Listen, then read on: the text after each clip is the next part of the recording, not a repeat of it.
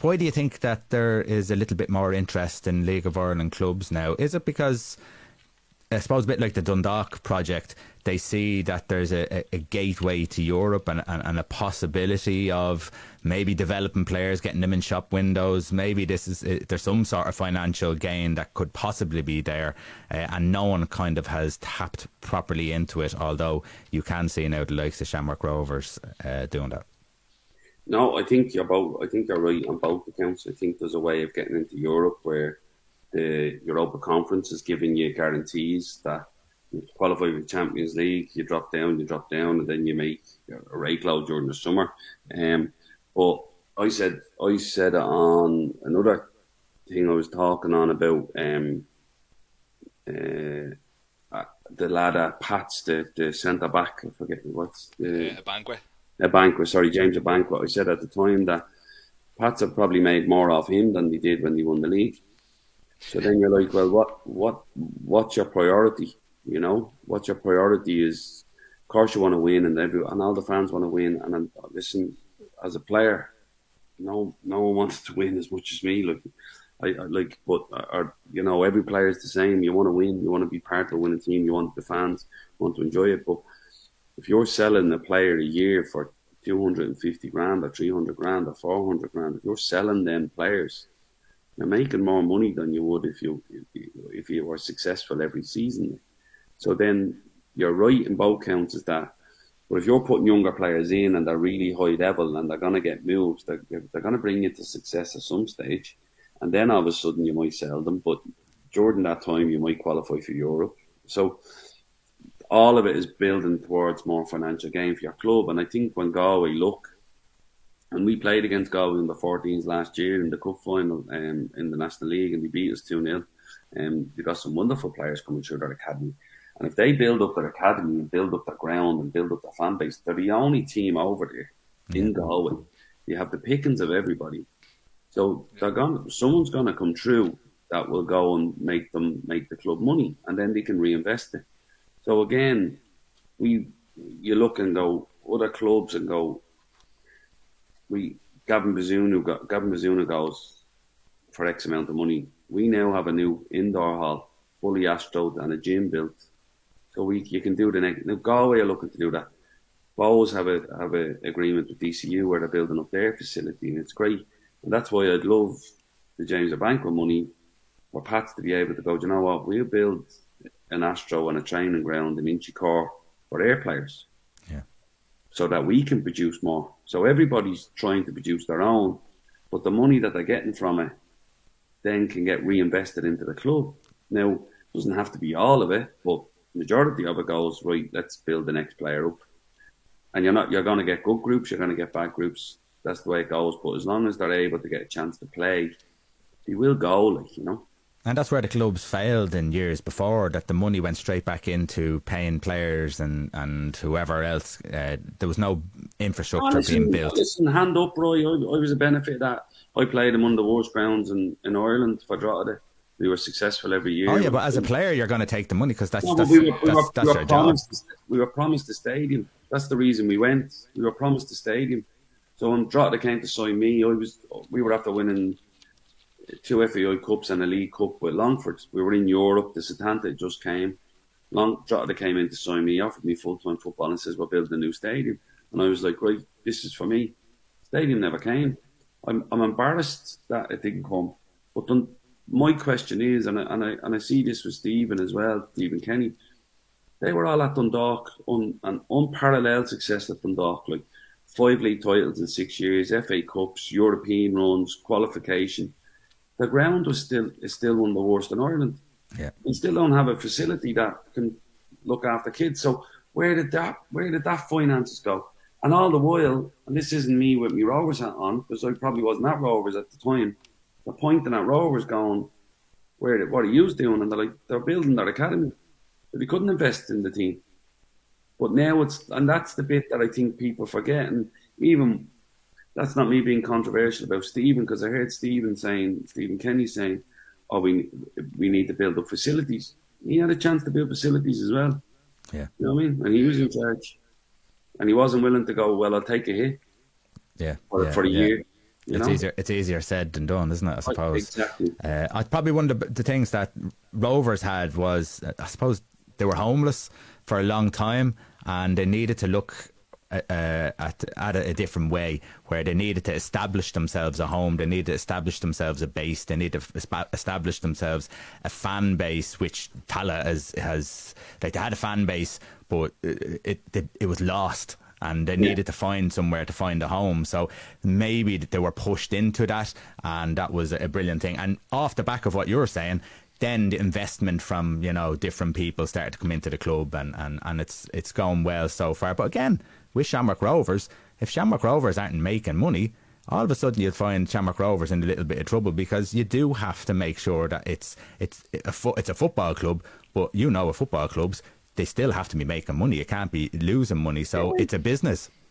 Yeah, and that's why we have to produce players, and Stephen has to try and bring success to the club as the manager, like, which he has done. So that, again, there's always, in any high level sport, there's always pressure, but that's one of the reasons you do it, because pressure is what sharpens you. Yeah. Makes you make decisions, because you know, well, I have to make the right one here, because financially this is going to help the club. So you're right, yeah, but like, I'd love to see Galway get investment. I'd love to see them build an academy up and for all the kids over there. I'd love Cork the same. I know Derry have invested into it. I'd love us to have all these hubs and centres around the country, that, like, because it's the only way we're going to produce. And people, I sometimes get accused of being a little bit too into it, or too much of a say in it, or too opinionated on it.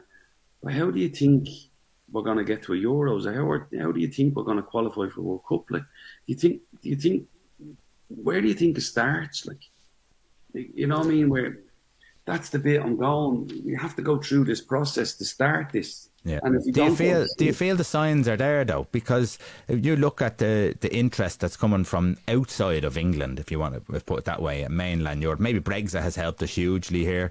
It's sort of opened up the possibilities where our players now may go away, as you see, over to Italy and Spain. They learn a different type of football, and, you know, it might benefit us all. I was looking at a stat here. Looking at the recent FAI men's underage squads from under 21, 19, 17s, 15s in total. 79% of the 78 players selected grew up in Ireland. Of the 78 players, 55% are currently playing in the League of Ireland. It shows you that the way the league has been laid out with the underage football and the clubs having to take responsibility, that it is starting already to benefit.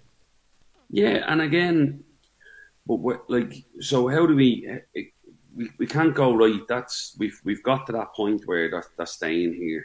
They're a little bit longer, they're a bit more mature before they get these opportunities, so that they might be able to handle it. So we've got that bit. What's next? Yeah. So that's the bit I'm always thinking of. Well, what's next for them? How can we get them playing in stadiums at the weekend? How can we get them playing against... I was talking to even Jack Bourne about this yesterday. And it's like, how do we get our 17-year-olds to become the best 19-year-olds? Well, they have to play against all the players. They have to play a mix that they're playing. That's a challenge for them. Some of the best game, or some of the best learning moments I had was playing against older, experienced players when I was 17, playing in the reserves. That you go, I didn't know you could do that in football. Yeah. Where they'd bend their runs, they'd arc their runs, they'd hold me off, they'd do all of this. And then I'd go to the coach and go, what's he doing? And then you'd have that conversation, and I'd go, how do I stop it? So but that was me learning on the job. What these kids that probably need that little bit of a challenge, where, you know, a 21s league or a 20, like, so what's next? But again, to have these, I always go back to it, to bring them on from where you're saying that's what's happening, where we've X amount of players here. To bring them on, then we need more facilities for them and more training hours for them. So how do we increase their training hours? How do we get it where our 16-year-olds are training every morning, and they're able to go to school in the evening, and they're on £100 a week, and we're able to say, you know what, we can match any team's hours in Europe for training. Well, this is something I was going to say. Just that you took it off the top of my tongue.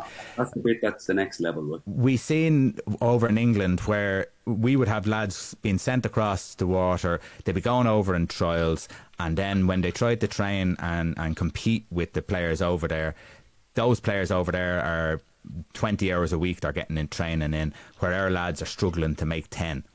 And that's at best, you know, doing their own work and all. So they're already losing when they're going across. So it's only the very few, which we have seen, that are making it. So how can we get our players up to that kind of a level? And I suppose exactly what you're saying. Investment, this comes from the Galway conversation, investment is the big thing, isn't it? Like, and turn around and have a pool and go, right, well, we've provided the facility. Each club gets a grant, but the grant has to go to 16, 17, 18-year-olds that you feel should train full-time.